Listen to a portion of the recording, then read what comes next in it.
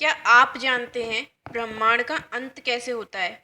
और जब सब कुछ जलमग्न हो जाए तब कौन बचाता है इस सृष्टि को? आज हम आपको ले चलेंगे एक ऐसे रहस्य की ओर जो आपके रोंगटे खड़े कर देगा। यह है मत्स्य अवतार की अनसुनी कहानी और प्रलय का गूढ़ रहस्य। ये सिर्फ एक कहानी नहीं, बल्कि सत्य का वह रूप है जो वेदों, पुराणों और विज्ञान के अद्भुत संगम से बना है। तो तैयार हो जाइए एक ऐसी यात्रा के लिए जो आपको समय और स्थान की सीमाओं से परे ले जाएगी। प्रलय यानी विनाश का वह स्वरूप जिसे हम अपने जीवन में शायद ही देख पाएं, लेकिन शास्त्र कहते हैं कि सृष्टि का निर्माण और विनाश दोनों एक चक्र की तरह चलते हैं। जब पाप बढ़ते हैं, जब अधर्म अपनी चरम सीमा पर होता है, तब प्रकृति सृष्टि को नष्ट कर नई शुरुआत करती है। पौराणिक कथाओं में प्रलय की भविष्यवाणी का वर्णन बार बार होता है और हर बार भगवान विष्णु किसी न किसी रूप में इस सृष्टि को बचाने के लिए अवतार लेते हैं। इन अवतारों में सबसे पहला और अद्भुत है मत्स्य अवतार। मत्स्य अवतार की कथा। कहानी की शुरुआत होती है राजा सत्यव्रत से। यह राजा अपनी प्रजा के प्रति दयालु और धर्मपरायण था। एक दिन जब राजा नदी में स्नान कर रहे थे, उन्होंने देखा कि उनके हाथ में एक छोटी मछली फंस गई है। मछली ने राजा से कहा, मुझे बचा लीजिए, मैं छोटी हूँ और बड़ी मछलियाँ मुझे खा जाएंगी। राजा ने दया दिखाते हुए मछली को अपने कमंडल में रख लिया। लेकिन राजा ने जल्द ही देखा कि वह मछली तेजी से बढ़ने लगी। कुछ ही समय में वह इतनी बड़ी हो गई कि कमंडल में नहीं समा सकी। राजा को समझ आ गया कि यह कोई साधारण मछली नहीं है। तभी मछली ने अपना असली रूप प्रकट किया। वह स्वयं भगवान विष्णु थे। भगवान ने राजा को बताया कि जल्द ही प्रलय आने वाली है और सारी सृष्टि जल में डूब जाएगी। लेकिन भगवान ने एक उपाय भी बताया। उन्होंने राजा को एक विशाल नाव बनाने का निर्देश दिया। साथ ही उन्होंने कहा कि उस नाव में सभी जीव जंतुओं के जोड़े और 7 ऋषियों को स्थान दें।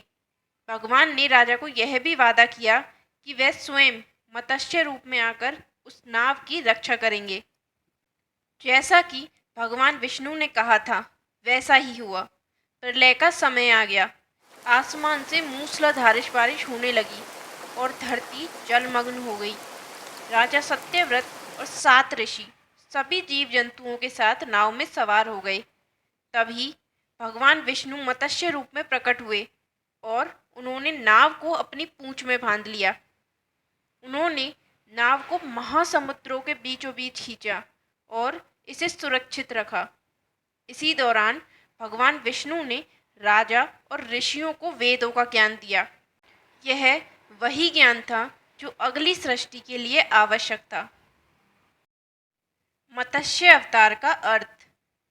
अब सवाल यह है कि मत्स्य अवतार की यह कथा सिर्फ एक कहानी है या इसके पीछे कोई गहरा वैज्ञानिक और आध्यात्मिक अर्थ छुपा हुआ है। आइए इसे समझने की कोशिश करते हैं। कुछ विशेषज्ञ मानते हैं कि मत्स्य अवतार जीवन के विकास के क्रम को दर्शाता है। पृथ्वी पर पहला जीवन पानी में ही उत्पन्न हुआ था।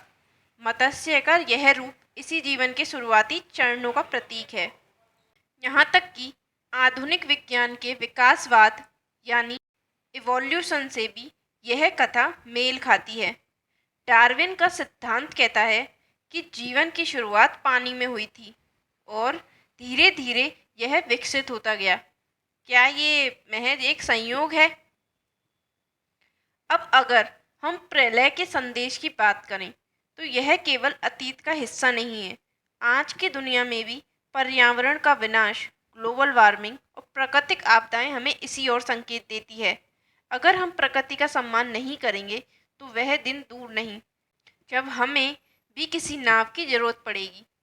लेकिन यहाँ पर एक महत्वपूर्ण सवाल है, क्या हम इस प्रलय को रोक सकते हैं? हाँ, बिल्कुल।